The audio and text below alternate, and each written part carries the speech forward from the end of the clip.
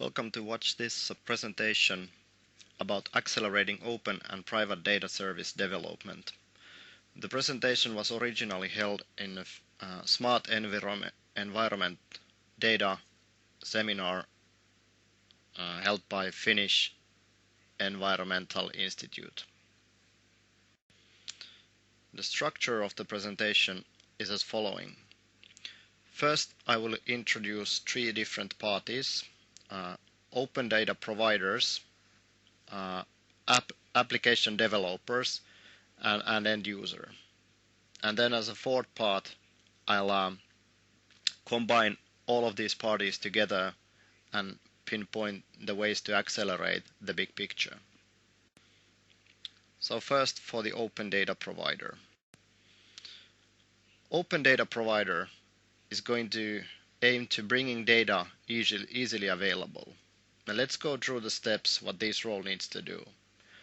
They begin usually by identifying relevant raw data, something that they see initially valuable enough to, or imagine valuable enough to some party. Then they technically need to refine and reformat it from the raw data form to some sort of structured data, usually in the database. To accomplish that, they need to provide resources to process from the raw data to open data, and this means actually computing resources, programs that run on some computer. Then further on, once the open data source or sources are established, they still need to provide and keep providing resources to storing the data as well as serving it out. And to finalize the whole picture that somebody can really use it, they need to provide how to use documentation and still keep, of course, maintaining the whole stack when something changes on the raw data source or new raw data sources are added to the picture. The main question for these parties is how. Then let's introduce the application developer in the picture. What is their role to complete most of the stuff? This is kind of a more detailed part. It's I'm trying to explain actually technical parts to non-technical people, just to give the grasp of how the actual apps from taking advantage of the open data sources are built. So I've split the goals and results to two levels of apps.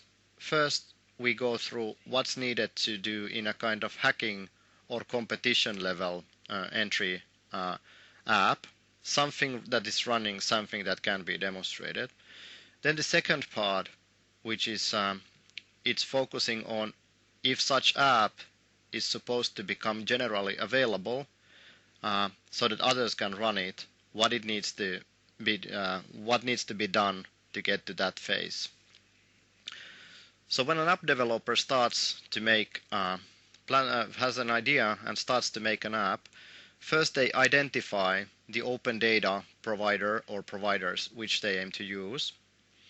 Then they usually look for some kind of community accelerators, identify possibly existing reusable data or software library and blocks. And this is partially related to part 3, when they start to study how to documents of different open source provider requirements.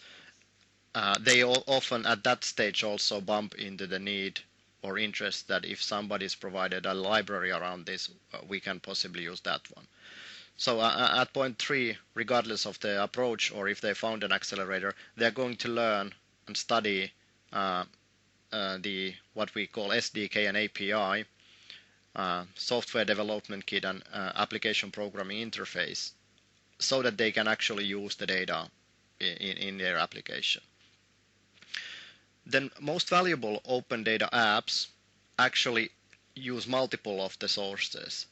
And while it can be argued that it's technically possible to make real-time queries against multiple sources, it's much more practical and it's actually reality that if you have to combine the data, you have to bring, or app developer has to bring the data local, do a data storage within the application itself, so that the queries are instant and kind of protected from possible temporary unavailability of the open data sources. So indexing basically will often require partial or even full open data, raw data export to the developer's own database so that it can be fully uploaded.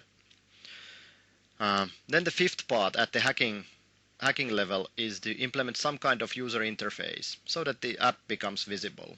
Up to this point, we only have structured data that's been processed by the application, but it still needs either web application user interface or a mobile application user interface or some other device that's actually connected and interacting with the data. Now we have kind of covered what needs to be done on an hacking kind of toss together an app. Now, to make it available, we have to take kind of more cautious steps to what I would call a production grade software. Often it's also taking advantage of it's recognizing that some real users are going to run it, so there will be some kind of authentication and basically handling for user-specific data. It could be as light as favorites for openly available routes, but it can be also much more sensitive stuff about including real-time location or private calendar use. Then quite a bit of polishing usually needs to be happening when the system goes to production, usually around the maintainability, so that it's easy to upgrade and it kind of keeps the versions compatible or makes the upgrade easy enough for the end users. And then the developers often think when they implement these kinds of things, what I would call do it again kind of thoughts. They store the reusable parts for themselves, possibly, when they realize that, okay, this is how I expose or use that kind of a data source. Or then they can share the stuff with community. That's how open source projects span alive originally. They can also, if they used at the point 2 any community accelerators, that's also a part where they might commit back and contribute if they implemented something on the project. But this is the real world, how the apps are built against open data. The question for the developers is why. And this is kind of an important question. It's not that they necessarily seek for end user experience or same motives that the open data providers. For some app developers, the why is simply because I can. There are interesting things that one can test drive, do neat, sweet technical tricks and all that stuff. But regardless of the motivation, for the developer to play his role in the game, there is always the reason why they do it. Let's then bring in what often is thought obvious, but the end user. This is the end user. And let's go a bit more to detail what the end user is.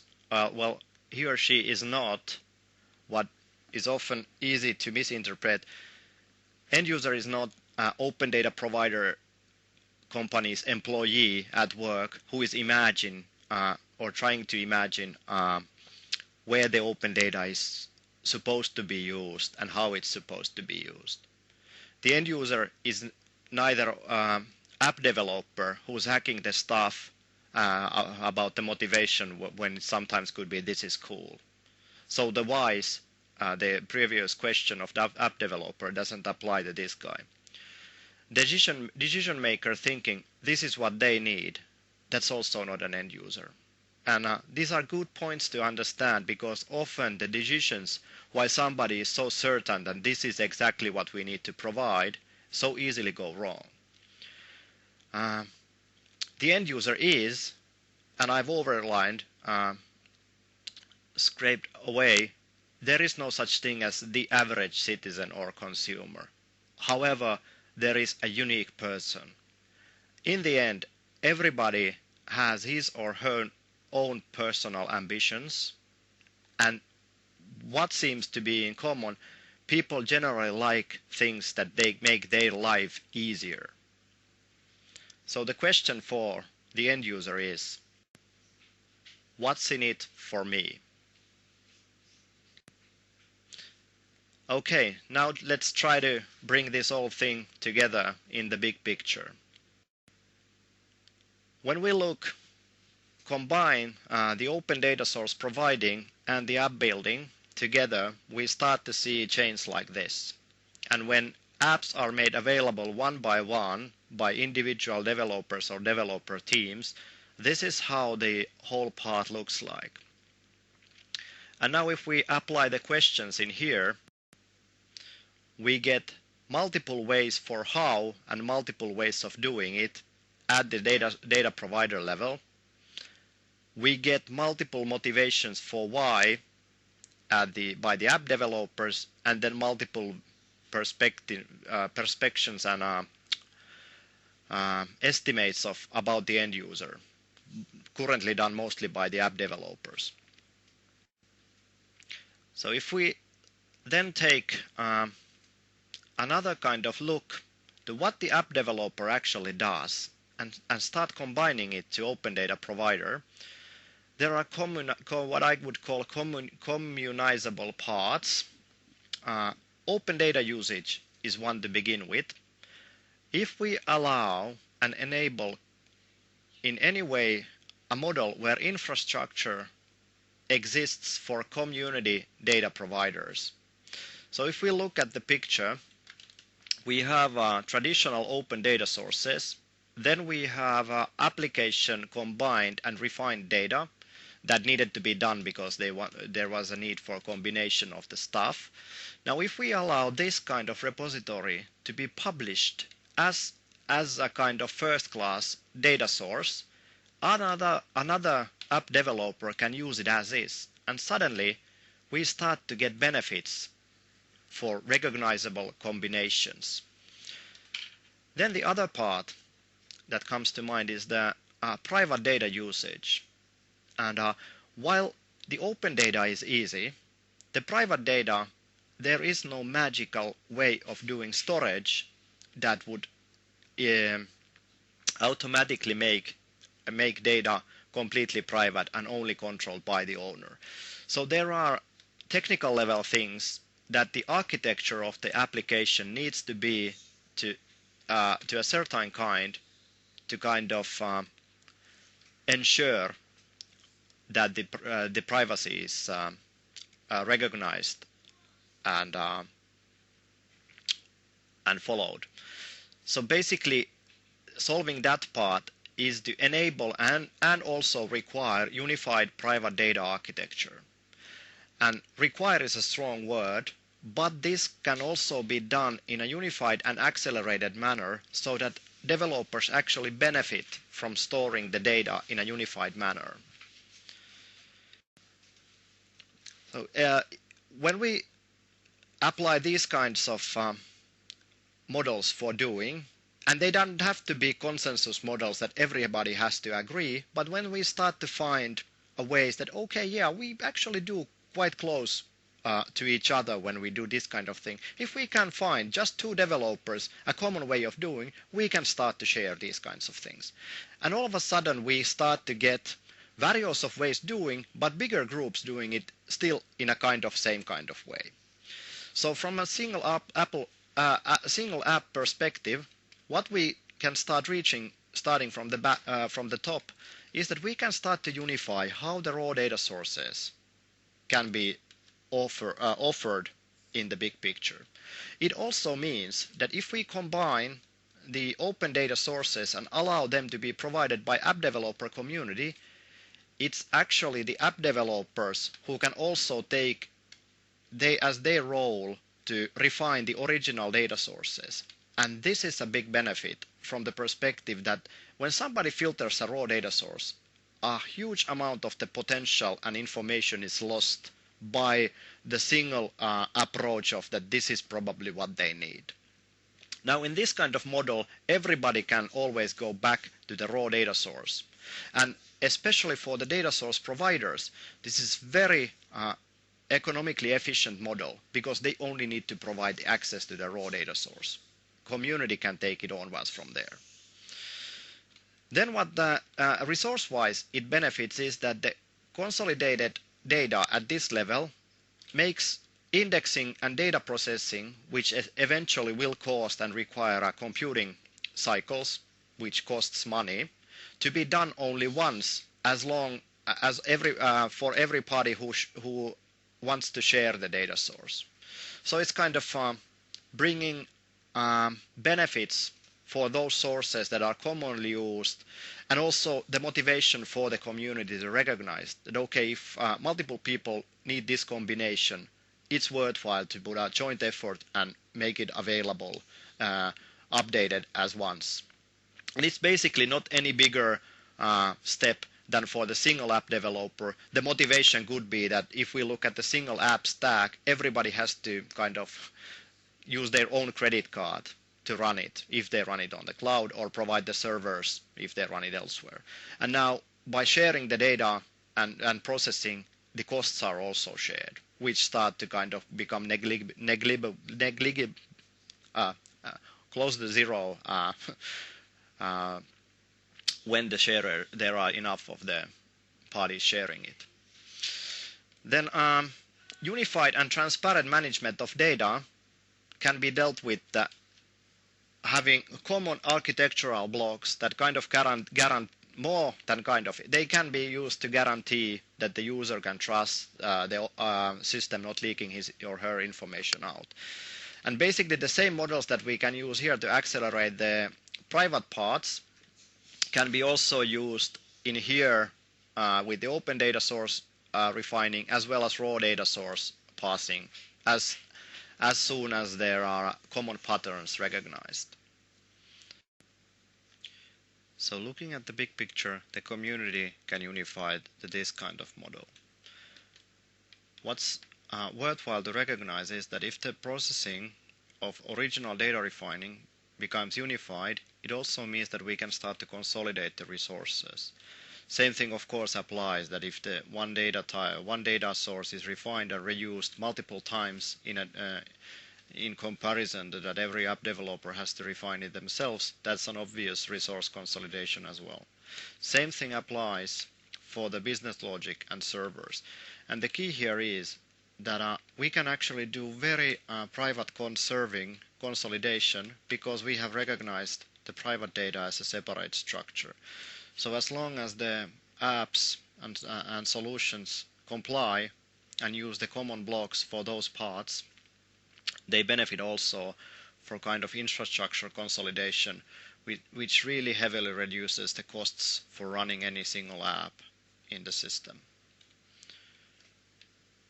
Bringing the questions back to picture status, they still remain the same.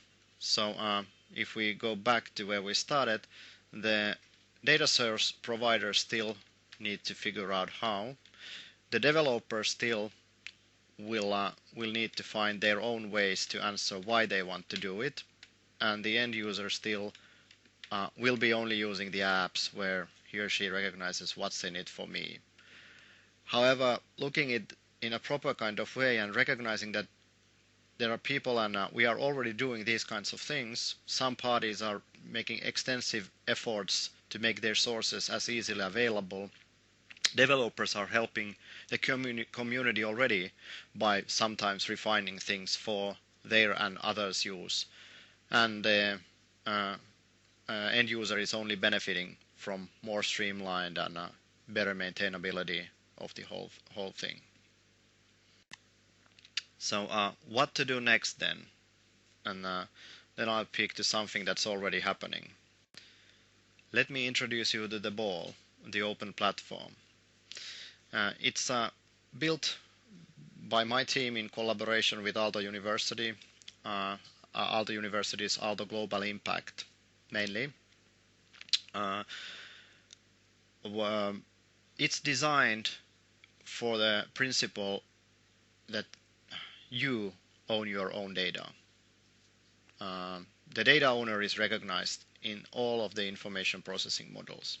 It basically means that individuals can have their own accounts where they own the data, but also in a collaboration way, the system recognizes that in a collaboration group there are a group of people who all jointly have access to the data. It's already up and running with pilots. The pilots are basically quite easy to use and modern content management systems for categorized content. There are users for businesses, schools, universities, and we've also put up and we have a collaboration with developer and hacker teams. The ball is open source for any use. It's built in cooperation and open collaboration. We are happy and actively cooperating already, mostly with the use cases from end users, that what kind of functionality they really need from it. But we are happy to welcome any technical resources, web developers and mobile developers who either want to take advantage of it or help us and join building it further on. Anyone can basically run an instance. Right now it's deployed on Windows Azure Cloud. It's quite straightforward to put up a new instance. One instance can run many apps and services. It's not limited by any way, but if developers want to control and own the instance itself, it's very straightforward to deploy. It's a slightly bit of configuration and then deployed on Azure, and we'll be happy to help on that process. Because it runs in the cloud, in the public cloud, it also means that no matter how big the community infrastructure that's presented in here becomes, it can basically serve it. And there are some benefits running in the same data center, which will equal to really massive network bandwidth capacity for free for inner data center traffic, and also quite cheap and redundant storage, scalability, and options. We have better detailed description of the open data infrastructure model in our abstractiondev.wordpress.com blog. So to join in basically is as simple or as complex that you identify your role in the picture and join the community. If you are participating in any way, looking for open or private data storages, collaboration, sharing private data, publishing some of the data in a completely public or controlled manner, we have basically these cases already running on the Ball network and community.